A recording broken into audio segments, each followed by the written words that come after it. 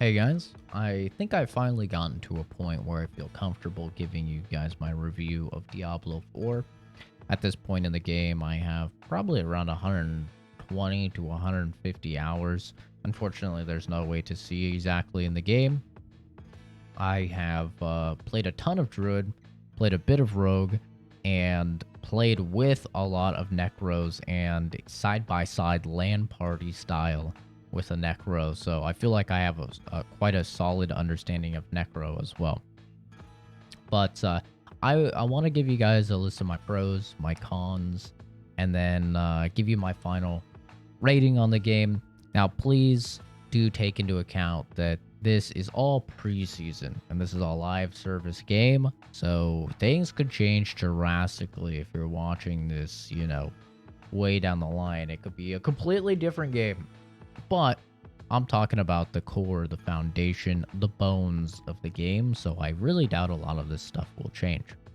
Also, I don't want this review to be full of ARPG jargon, right? I want this review to be completely serviceable to people that don't play action role-playing games like Path of Exile or Last Epoch, or maybe this is their first Diablo game. So as a result, I'm going to try not to deep dive too hard into a lot of the nitty-gritty aspects that ARPG fans are probably looking, for people to talk about. But anyway, let's get into it, shall we? I will touch on a little bit of that stuff like itemization, but let's get into the pros. The first pro is I think the game is quite visually appealing. The actual gameplay is probably the best looking ARPG out there. I do think Last Epoch looks really, really good, but I think this game looks just a tad bit better. And who knows, it could get dethroned with Path of Exile 2 drops, because that game is looking quite good as well. But I think all in all, this game looks really, really incredible in the actual gameplay. Obviously, the CG cutscenes, I mean, it's Blizzard and their CG cutscenes. That shit is going to slap regardless. But even putting that aside, they do actually have cutscenes that utilize your character that you've created. And those are in-engine. And those look quite good as well. Not as good.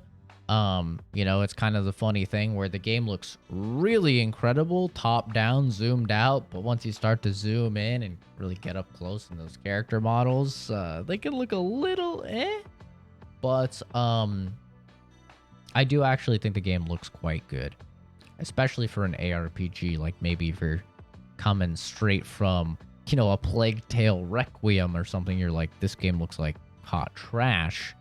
But for the genre, it looks quite good. I think the particle effects and everything are really good as well. Just all in all, visually quite appealing. I also think that the sound is, it's kind of a joke to say Blizzard quality, but it's really high quality.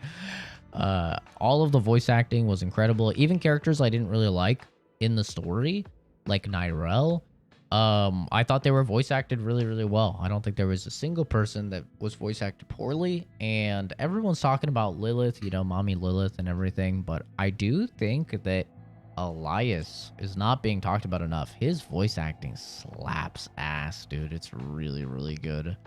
I've thoroughly enjoyed his voice acting. Also, the ambient sounds, the music, all of it, A1. I mean, it all comes together to create a wonderfully dour vibe. Diablo 3, I thought, kind of fumbled the bag when it came to the vibe of Diablo. You play Diablo 2 and you're just like, God, this world sucks, dude. This sucks balls.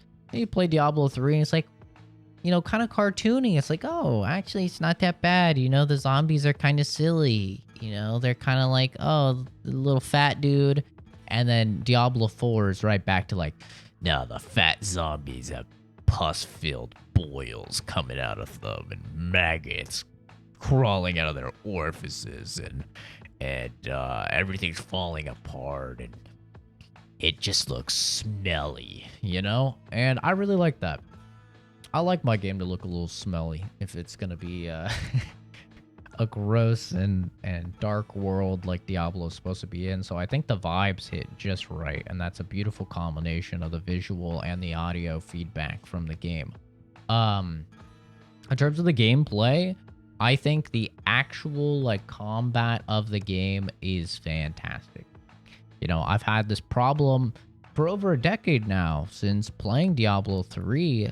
Diablo 3 kind of ruined ARPGs for me because, you know, you play Path of Exile, even look at the new Path of Exile 2 gameplay, right?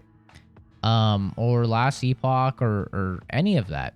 And you see, like, he's using this giant slam attack, and it's creating shockwaves, and it's destroying the floor, and there's debris flying everywhere. And then you look at the enemies, and they're all just,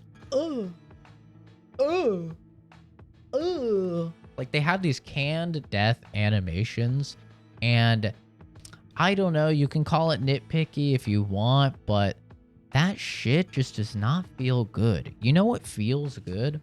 Turning into a giant fucking werebear and using pulverize, where you slam the floor and it's a big explosion, and you're just seeing arms and legs and intestines and gibby gooby doobies everywhere, dude. It's absolutely fantastic.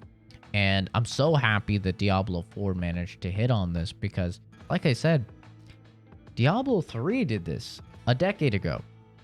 So I honestly, genuinely have no idea why all of these newer ARPGs can't seem to deliver on that fact. I don't imagine it's that difficult to just apply ragdolls to the bodies after you kill them, but apparently it is because it's something that is rarely seen in the ARPG marketplace and something that feels incredible when it is actually implemented properly. And it is implemented properly in Diablo 4. And it just results in the combat feeling so incredible. It makes you feel very powerful when you're getting those, you know, those crits or those overpowered crits, and things are just exploding into pieces. I mean, it's so good, dude. It feels so good. I think in general, the gameplay is, the action portion of it is extremely satisfying. And it is the reason why I have kept coming back and playing the game, because it does feel really, really good. The gameplay in terms of creating builds and stuff like that is... I'm happy with what they've done with it from Diablo 3. My problem with Diablo 3 was... I just felt like it was too...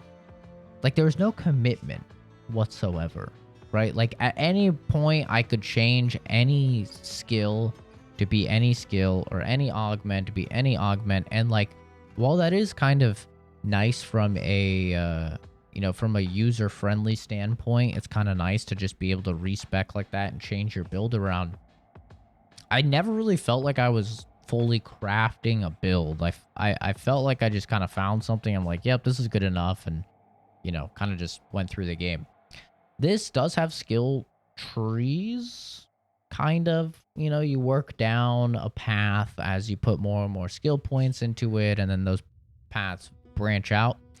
I do think that, you know, the paths, at least a few of them, for like the main skills and stuff like that, I think that those could have gotten at least another branching path.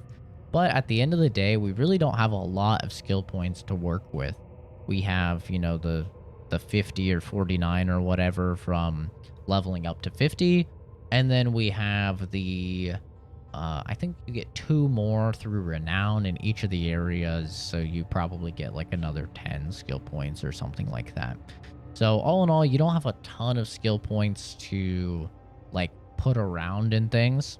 And at least with Druid, I actually could have used more skill points for a lot of the builds, because Druid is probably one of the best classes in the game for build diversity. There's so many things you can go, like an auto attack werewolf build, you could do a pulverized build, you can do a like wolf lightning build that's been popping off. I went with a guaranteed crit through CC landslide build, and as you can see from that boss fight there, that was a boss fight. It was supposed to be. That boss was several levels higher than me as well. Yeah, it's a stinky build, that's for sure. But yeah, I do think that I could have used a little bit more skill points, but overall, I enjoy the creation of builds and stuff like that more than Diablo 3, which was very, very bare bones. But let's get into the negatives, shall we? Because, like, I think that... Oh, I guess I'll mention the story. I mean, a lot of people don't really play these games for the story, but I'll mention the story. I thought the story was all right. I thought that there was a lot of Mary Sue shit happening. The character Nyrel just is a Mary Sue. She's this young girl. Everybody calls her a kid. And it's like, oh yeah, she's went around with her mom and she's studied the Haragic ways. But it'll be like, you'll be down in a tomb and it'll be, you know, a door that's been closed for God knows how long, and none of the best mages have been able to open this thing, and no one's been able to excavate this tomb. And then she'll just walk up and be like, oh, hey, there's a fucking book here, and yeah, I think I can open it. And she just opens it. It's like, what? Dude, like, everybody calls you a kid, and all you've done is, like, follow the Haradrim around, you know? How the hell do you know how to do this stuff? And she'll even be doing stuff that, you know, Lorath and, what was his name? Fucking Donan? Yeah, I'll tell you how long ago I beat the fucking story. But, like, she'll do stuff that these, like, actual experienced Haradrim are unable to do. And I don't know, it's a little silly at times, but overall I enjoyed, you know, Lilith as a character. I like the fact that she's not really clearly painted as like a bad guy. She does have layers, you know, Shrek style, and I like that. I like layers to my villains. I do think Inarius could have been used like a lot more, though. I think he's drastically underutilized. But overall, I thought the story was quite good, especially as something that, you know, you play fucking once, and then you probably skip it in your other characters, or you watch some of the cool CG cutscenes every now and then. But yeah, overall, serviceable at best. But let's get into the negatives, shall we? This game is open world, and there's a lot to do in it. And it would be great if you had a fucking mount earlier in the game to explore that giant open world, because it is ass to go around this world without the mount. It takes until like Act 4 or 5 to get your mount, which is pretty fucking far into the game. And I've had a lot of friends that are just like, dude, when the hell do I get the mount? Like, this is ridiculous. I don't have the mount still. And I've played for, you know, 20 hours or whatever. And I know people that have actually, I've seen it. People have gotten to level 50 without the mount. Like, it's certainly possible. There's a lot of shit to do in the open world. And the game doesn't really tell you, hey, you probably want to do the open world later once you have the mount.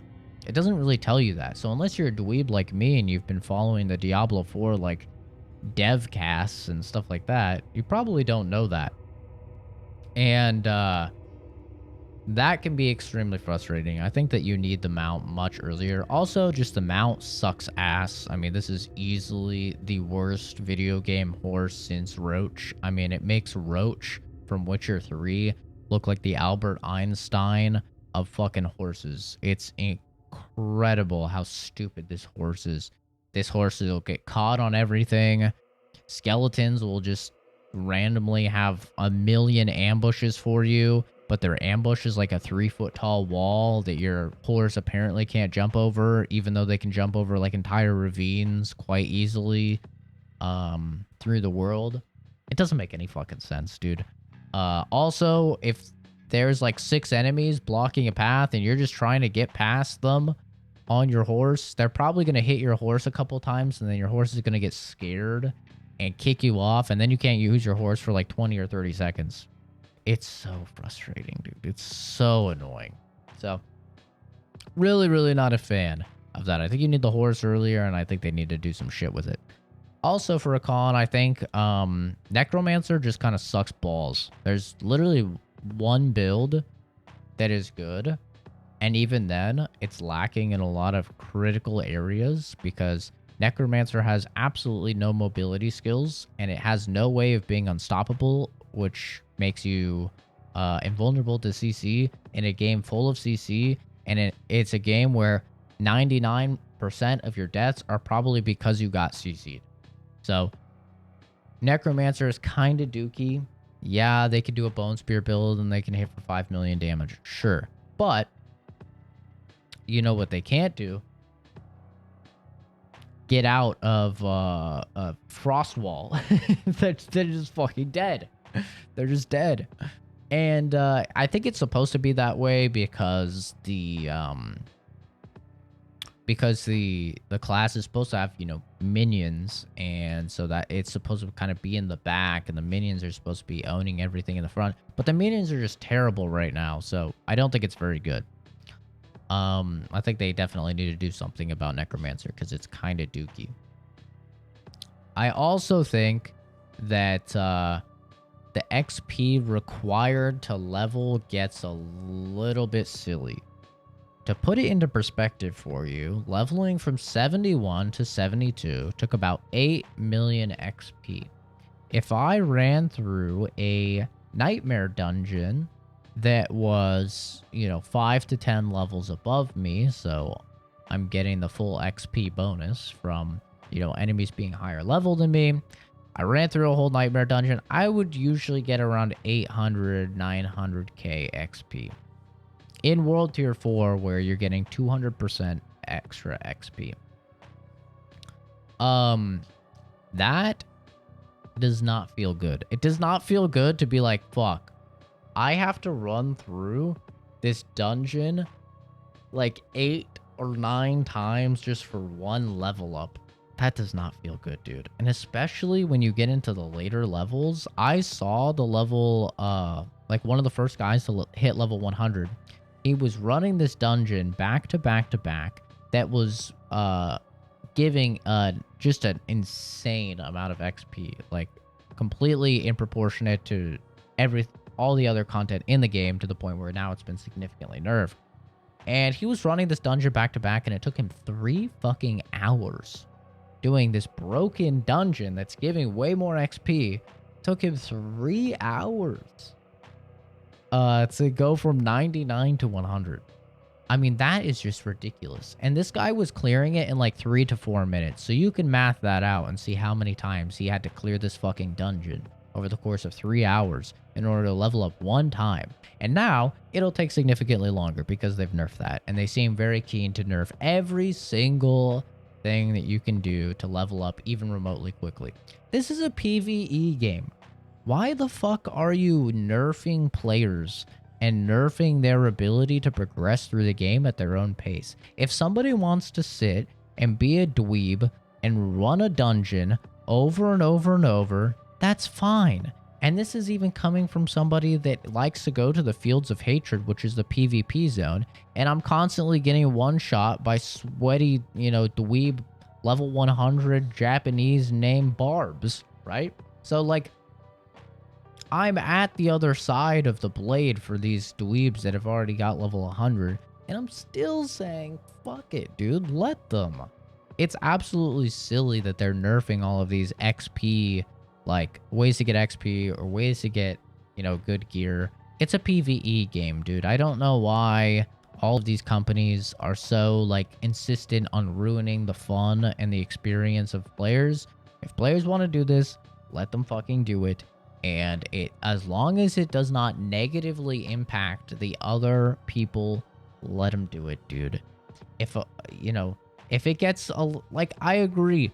If it gets to the point where, like, players can't enjoy a world boss fight because a guy just comes in and one-shots it, you know, a barb comes in and does 17 million damage bleed tick on it or something and it dies instantly, okay, I agree. That needs nerfed.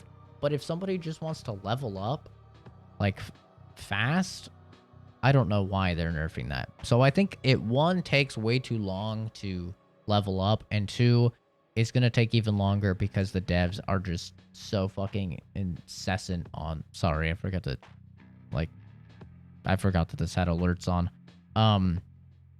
But, like, I think it's just silly. I think it's silly that they're so insistent on nerfing stuff and ruining the player's experience. The final column that I'll touch on is that the itemization in the game just feels like a big step back from Diablo 3. In Diablo 3, basically every single stat that you could get on your gear was quite meaningful. And for those that don't know, itemization in a game like this simply just means what your items are actually doing. You know, what stats and bonuses your items are giving you. It's a big part in an ARPG because essentially the core foundation of the game is loot. So if your loot is not particularly compelling, your end game activities are not going to really be something that people strive to do because they're not going to care about the loot. And this game, the itemization sucks the fattest nuts I've seen in an ARPG. It is so bad, dude. Like, you'll get a pair of boots, let's say, and it'll be like a god tier level, right? It'll be like level 820 boots, which is like as high as they could possibly be. And then you'll look at the stats that it's actually giving you, and it'll be like lightning resistance 20%, cold resistance 20%, shadow resistance 20%, damage from distant, or dodge chance against distant enemies, 5% or something. Like, the stats are shit. They are shit. And the worst part about it, like, I actually wouldn't care if you could re-roll all the stats. You can only re-roll one stat. So all of a sudden, these god tier drop boots that I just farmed, 6 hours for and finally got, they're completely useless because I'm going to have, I can make it so I have 3 useless stats on it instead of 4 useless stats. It sucks. Meanwhile, you look at Diablo 3 Giga Chad items and it's like, oh yeah, this will give you 600 health per second. And it'll give you 20% increase in attack speed.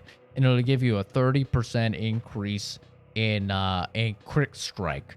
And you're like, God damn. And you put those fucking gloves on and it's like you're putting on the Infinity Gauntlet, right? You're Thanos and now you're ready to bitch slap every single dude in your way because, like, you feel that power increase, right? That doesn't exist. That unfortunately, like, does not exist in this game. Like, okay, it does, but it's like very, very rare, and it usually comes through your weapons.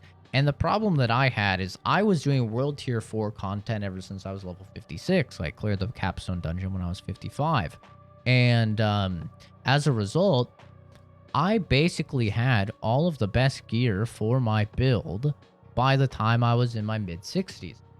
And I'll be the first to tell you that I probably got to this content fairly early because my druid build is just ridiculously stinky.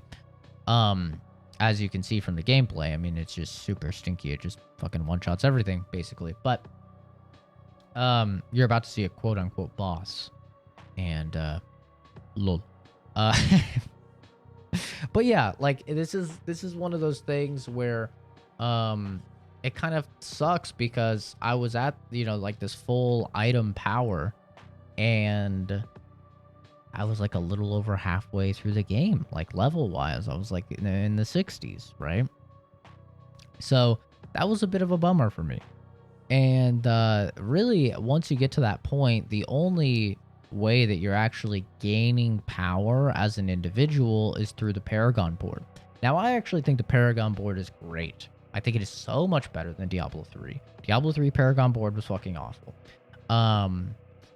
Paragon board, it was just like some stat increases. It sucks. This is still stat increases, I suppose, but it does actually add some unique mechanics. So one of the mechanics that I like, a good example was that I got these I got this point in my Paragon board that made it so whenever I did earth magic, there was a chance for tendrils to come up and grab the enemies and immobilize them and poison them.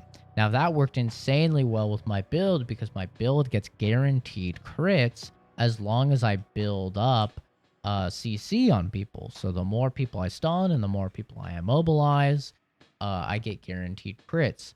That was so awesome to see in the Paragon board. And there's a ton of power that can be gained in the Paragon board. Don't get me wrong, but I just feel like there should be like an extra oomph for gear, because it's a little silly that you could be like fully kitted basically with 800 plus item power ancestrals and bunch of god tier legendary aspects by the time you're not even into your 70s. But overall, I think the game is quite good. This review has unfortunately been pretty long. I think it's really good for the average like gamer. I think you're going to get an absolutely absurd amount of time out of it. But I do think that like the hardcore Path of Exile dweebs out there, I think they're probably going to play this game for a little bit and then be done. And I think that that's fine. I think that's totally fine. I think that this game is shooting to be a live service seasonal game, something like an Overwatch, right? Which is Blizzard as well. And for those of you that don't play Overwatch, you know what we do with Overwatch? Like the vast majority of us, a new season starts, we go, we'll play it for a few weeks, maybe a month. Probably not with Overwatch, but with this, I'm thinking, you'll play it a few weeks, maybe a month, and then you'll be done with it until the next season. And I think that's completely fine. I don't think, every single game needs to be like a 24/7 job, time investment type of thing. I think it's completely fine for the game to come out, has a shit ton of content, which it does. It has 115 dungeons, literally hundreds of side quests, although they're not that compelling, but the writing and the dialogue and stuff is pretty good on them. And then it just comes out with a shit ton of content that you can do. It comes out with 5 classes that you can play through as, and then says, yeah, we're gonna have seasonal updates. I think that's totally fine, and I'm very excited for the future of the product. If I had to give it a numerical value for the review, I would say, like, for your average gamer, this is probably like a 9 out of 10. I think it's really, really good. I didn't have a lot of technical difficulties or anything with it, just some minor frustrations, especially with the fucking horse. Screw that thing, it's retarded.